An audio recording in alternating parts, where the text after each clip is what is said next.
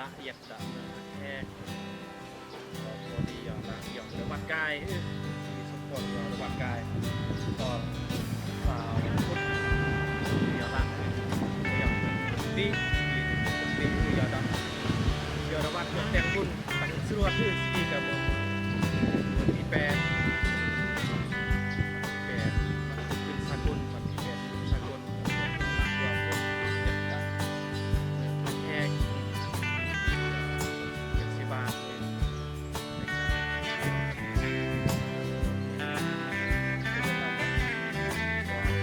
รถน้ำ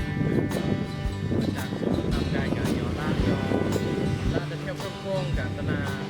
เดินทางแคกกับจังหวัดนครพนมแข่งพนมประเทศไทยน้ำปั่นลิ้นลาว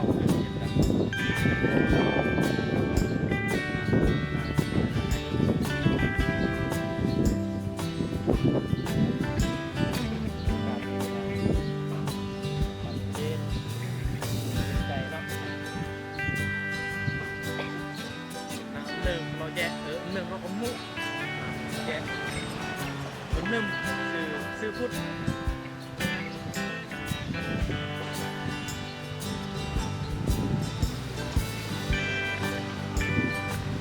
จะ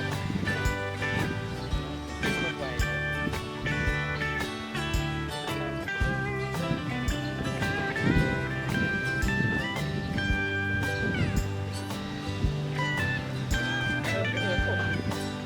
กินน้ำปั่นมะพร้าวเด้ออยู่ท่าแขกอยู่เมืองท่าแขกแถวเชียงทองม้วนเนาะอยู่ท่าแขกไปเบิ่งสถานที่ท่องเที่ยวต่างๆเรามีนาไปเบิ่งโบสถ์ประวัติศาสตร์ลายโบสถ์เนาะที่ว่าโบสถ์